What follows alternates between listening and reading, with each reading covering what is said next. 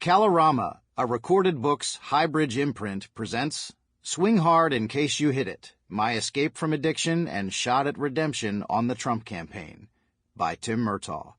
Read by Tim Murtaugh and Tom Parks. Preface. This book will probably be unlike any other you've listened to by someone in politics.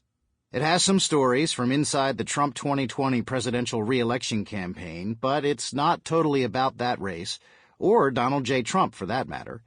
It's about the path that I took, starting early in life, and the poor choices that I made that eventually threatened to ruin everything I had tried to achieve over my first 45 years on this planet. It's about going to jail, twice, because I couldn't stop guzzling alcohol. And it's about very nearly losing my loving wife, my career, and all my self-respect, and still somehow recovering to hold a prominent job for the President of the United States less than 4 years later. It's also about some of my political life after I quit drinking. In the following chapters, you'll hear about some of my experiences as the communications director for the Trump 2020 campaign, some good and some bad. But unlike a lot of political books of this era, it won't be about bashing Donald Trump or making headlines by spilling juicy gossip. I am proud to have worked for President Trump and proud to have run comms on his reelection campaign. To have been trusted with that responsibility remains the highest honor of my professional career. But that's not to say that all the campaign stories contained herein are happy ones. Far from it, in fact. So this is a redemption story, I suppose, although, according to many people on Twitter, or X, I am well beyond hope for that because I worked for Trump. But it's also a story about someone, me, who had to be battered about the head with the same lessons over and over and over, until one day they finally registered when I was faced with no other choice. So, redemption, yes, but it took an awfully long time, and at least professionally, it wasn't exactly the perfect ending. Either way, while writing the first draft of the manuscript for this book, I marked 8 years since my last drink. It's also a cautionary tale because I bet there are many people, in politics or not, who can hear my story and recognize much of themselves in the ridiculous and self-sabotaging behavior in which I engaged for too many years. I know from my own experience that each time I was in rehab, and yes, I went multiple times, I was a regular at the bookstore, buying and devouring all the titles that were more biographical than clinical. I much preferred reading about the real struggles that people experienced and how they made it through them, and I'm sure there are many other alcoholics who feel the same way. My incredibly helpful, dedicated, and forgiving wife, Dina Kozanis, first encouraged me to write a book of this nature several years ago. It always sounded like a good idea, but I never thought I'd really do it. Dina is a private person and doesn't relish these details becoming public, but at the same time she knows that it's a story that can possibly help other people. She witnessed much of my personal war with alcohol, and I can state unequivocally and without exaggeration that without her in my life I would either be in jail or dead today. I know that she has suffered greatly as well and continues to be haunted by memories of how I used to be. A reminder that the people closest to active alcoholics often have it worse than the alcoholics themselves. It was imperative that she was on board with my writing this book, and I think it's good that she was, because I believe she turns out to be the hero of the story. In some ways, this book is a defense by offense move for me, because telling on myself in this way means that I've revealed it on my terms, and my past will no longer have the power that dark secrets sometimes have. I have consciously not included every episode that I might, because as alcoholics in recovery, we're not supposed to unburden ourselves of these things if there's the potential to hurt other people by bringing them up. I truly hope that hearing about what I went through can help another alcoholic to get closer to being sober. I know that writing it all down for once certainly helped me to continue to avoid drinking, one day at a time, because I was reminded of how farcical my whole existence once was. But I don't think that you have to be a drunk to appreciate the stories in here, or to just shake your head. The way I decided to go about writing this book is with 2 different timelines, one during my drinking days and the other after I had dried out, which was less than 4 years before I joined the Trump campaign. This made sense to me because there were really 2 different lives, the drinking me versus the sober me, and the story alternates between the two, with a note of my drinking status at the beginning of each section.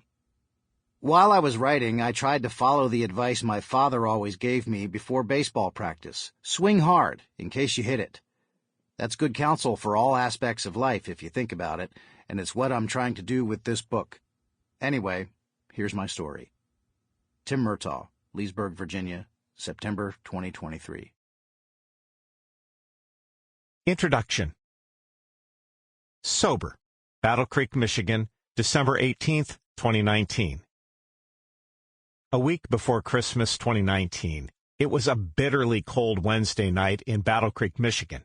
Windy, with temperatures in the teens most of the day.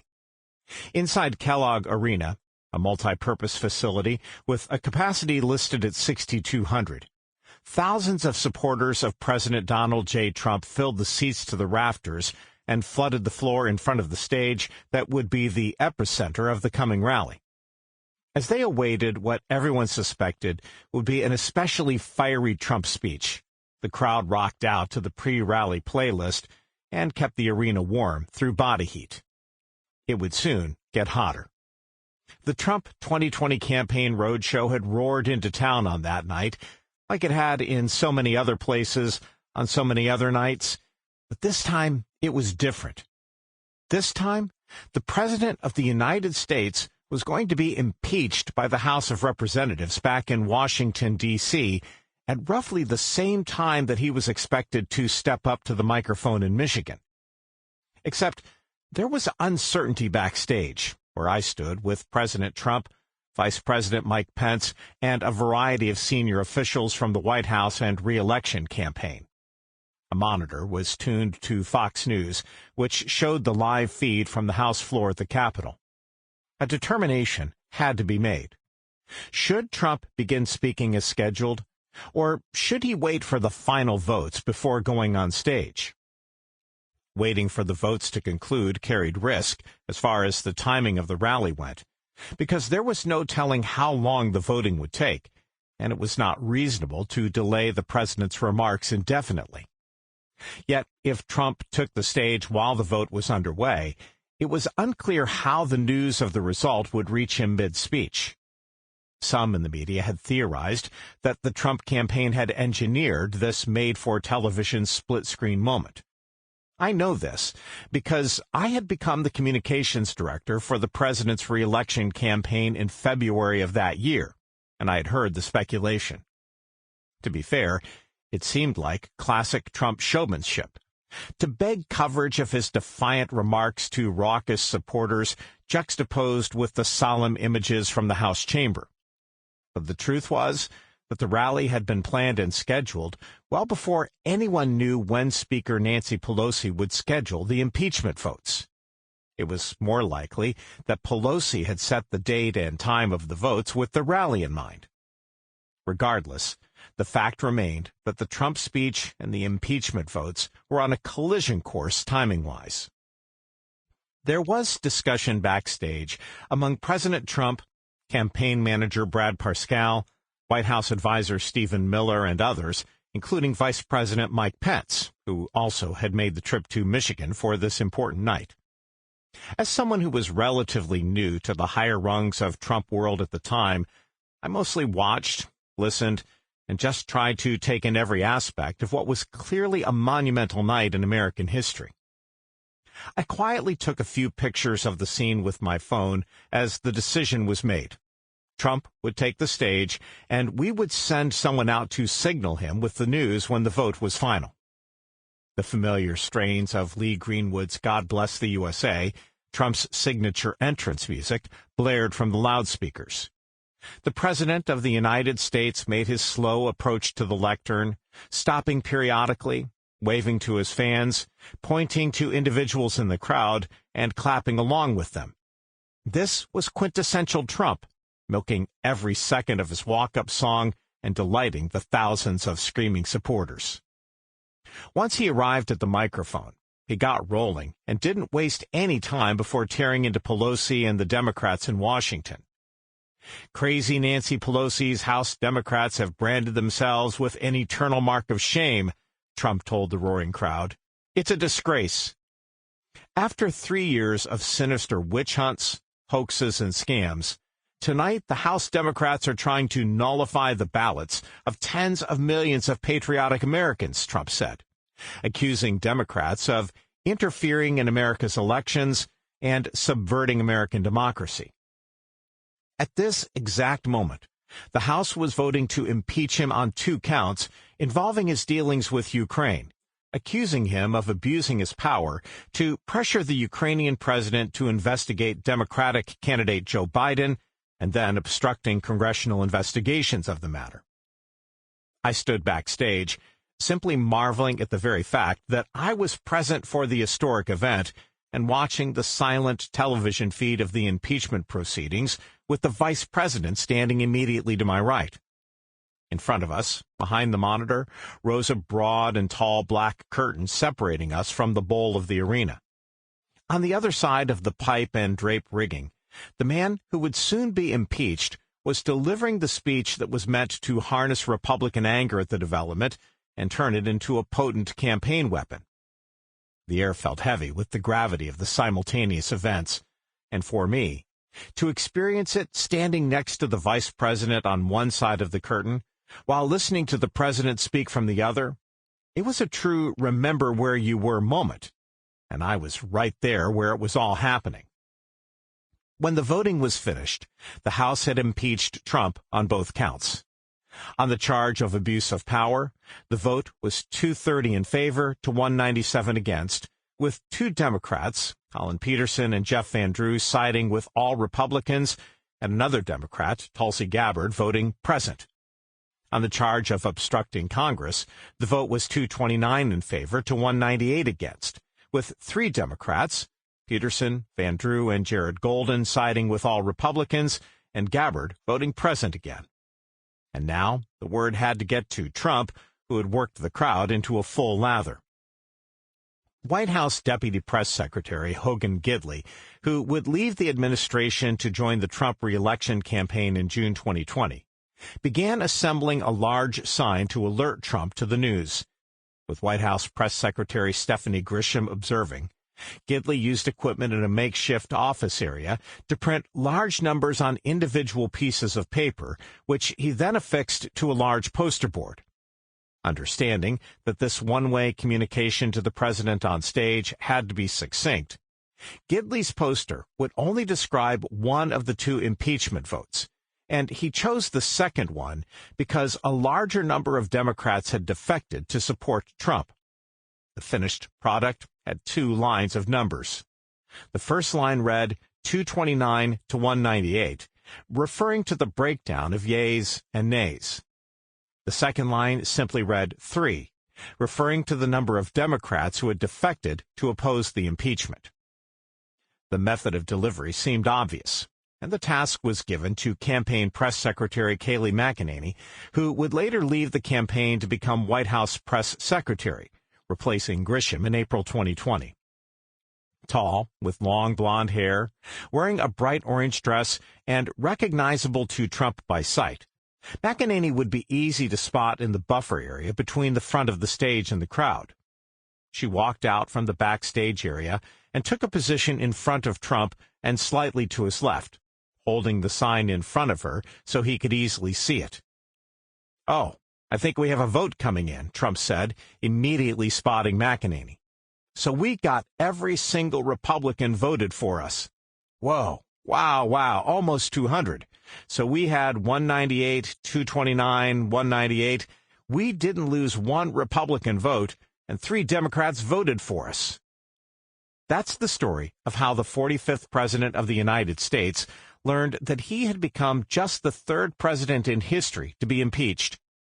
As the rally concluded, after a speech that timed out to be his longest rally speech to that point at just over 2 hours, the feeling inside the campaign was that the impeachment would ultimately work in the president's favor politically. The charges were flimsy and transparently partisan. The campaign had long believed that the Democrats were overreaching, that they could be easily depicted as D.C. elitists attempting to thwart the will of the people, who strongly supported Trump's policies. if, as expected, the Senate acquitted Trump of the charges, as it would do on February 5, 2020. The impeachment would be used to galvanize his supporters and cast the entire election as the Washington swamp pitted against normal everyday citizens. At the time, we couldn't have known that this would only be the first of 2 impeachments of President Donald J. Trump, or that a global pandemic would strike just a few months later, prompting lockdowns, school closures, and economic calamity, and eventually killing more than 1 million Americans. The COVID-19 plague that swept the planet completely disrupted the campaign and became the undeniable top issue, dwarfing impeachments and any other topic, canceling rallies and most public events, and allowing eventual Democratic nominee Joe Biden to avoid public appearances and largely campaign from his basement in Wilmington, Delaware. We couldn't have known that a laptop owned by Biden's son, Hunter, would surface to reveal information that tied the father to the son's influence peddling schemes involving foreign moneymen, or that social media platforms and the national news media would combine to suppress the story as the campaign drew to a close in November 2020. We couldn't have known that an unruly mob would storm the U.S. Capitol on January 6, 2021, as Congress met to certify a Biden victory, leading to that second impeachment and another acquittal. And we couldn't have known that the election of 2020 would drag on for years beyond Election Day, with the congressional January 6th committee investigation and hearings and a subsequent Department of Justice investigation and grand jury. None of those things was knowable 7 days before Christmas 2019, when it seemed like the events of December 18th would resonate and dominate for the length of the campaign. What I did know was that for me, personally, the experience that night in Battle Creek was exhilarating. I had spent many years in politics, on campaigns and with political committees at the state and national levels. But that impeachment night rally was not something I had ever expected to witness from inside the inner bubble at a presidential event. For someone involved in political communications as a career, this was the top of the professional mountain. It's not an exaggeration to say that the 2020 American presidential election was the most watched political campaign in world history, and I was the communications director for the incumbent. But I felt like an unlikely participant, and the feeling was especially strong because not many years earlier, I had been on a decidedly different and destructive and dangerous path. Not long before that night in Battle Creek, I had been in another situation that was difficult for entirely different reasons. Drinking, May 16, 2015, Fairfax County, Virginia. When I began to come to, I knew I was in trouble before I even opened my eyes. There was the familiar feeling of fogginess, the awareness that I had gotten impossibly drunk again, and the immediate rush of shame for letting it happen once more. But it all came with recognizable additions, the institutional vibrations and atmosphere of my physical surroundings, and that presented a bigger problem. I knew what it meant because I'd been in such places before. A dull ache in the back of my head told me that I was lying on a hard floor, and I could tell that I had my feet propped up on a hard chair of some kind.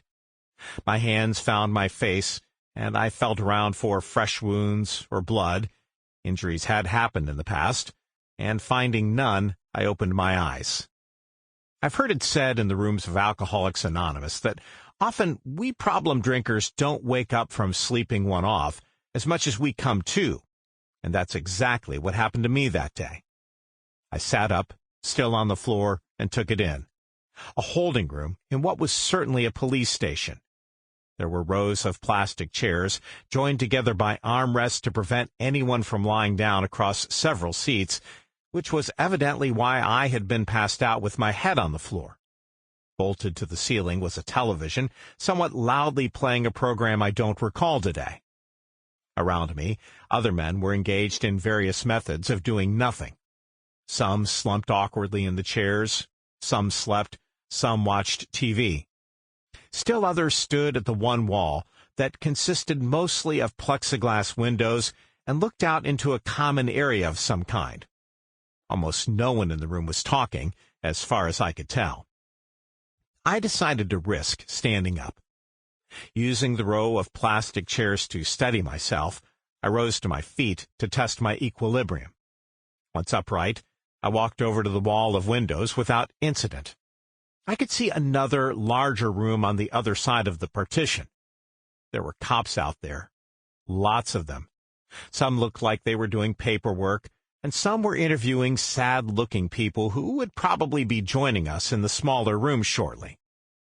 For some reason, I felt compelled to reach with my hand to feel my pockets, knowing what I would find, rather what I would not find, as the case was. My wallet was missing. I patted both front pockets. No cell phone. Looking down, I saw that my shoes were gone as well, and lifting my shirt, I discovered that I was beltless also. There was a guy standing near me by the window. "Where are we?" I asked him. "Fairfax," he said. "Fairfax what?" "Fairfax County Jail," he said, and moved away. I didn't feel hungover yet, because I was undoubtedly still quite drunk, but I thought sitting down for a while would feel much better than standing. As I found a spot on a hard plastic chair, I tried to take stock of what I knew. I had quite clearly been arrested, no doubt for an alcohol-related offense. I was being held in a large holding room in what I would learn was the Adult Detention Center at the Fairfax County Judicial Center. I wasn't wearing handcuffs, but all my personal belongings had been confiscated. At least I wasn't injured. I was not panicked because I had been in similar situations before. It's not something to be proud of, but the fact that I'd been arrested before probably helped me to stay calm while I assessed my situation. There was a booth toward the back of the room that contained a payphone, but there wasn't anyone I was brave enough to call just yet. A sudden realization hit me, and I sat bolt upright in the plastic chair, feeling real shock register. I mean, I could feel it through my arms and into my fingers, down my legs and into my feet, like a real electrical jolt. Some synapses had fired, and I had made the connection between this arrest and one of my other ones. I was in serious trouble, more than ever before, for sure. Because of an earlier DUI conviction, my second, I had served 10 days in jail and was still on probation, with 80 days of suspended jail time hanging over my head. If I were convicted of another alcohol-related criminal offense while still under the court's supervision, that sentence would come crashing down on me, and I would go to jail for all of the 80 days. It would likely end my new marriage and my career, and it would seriously jeopardize all relationships with family and friends. It would be a complete and total disaster, and my life, as I had known it, would effectively be over. "Oh, shit," I said to myself, as a cold sweat broke out on my forehead. "Shit, shit, shit." I stood up and walked back over to the windows, peering at the officers on the other side, some of whom were talking good-naturedly to each other. I tentatively tapped on the glass to try to gently get their attention. One of them looked at me and paused, seeming to take a second to decide if I was worth the effort of standing up and walking over. After a moment, he moved to the door and opened a slot. "Yeah," he said. "Can you tell me what I'm charged with, and if I'm going to be released?" I asked as politely as I could. "Name?" "Timothy Michael Murtaugh," I said. "Hang on," he said, and went back to a desk for a moment. When he returned, he had an answer. "You gotta sober up, and then we'll process you out," he said. "You have to get under the legal limit. Might be a few hours. We'll test you after a while." "And what am I charged with?" I asked. "Public intoxication." "Okay," I said, and then had a thought about my personal possessions. "Do you guys have my wallet and phone and stuff?" "It would have been taken from you and placed in a bag until you're released," he explained.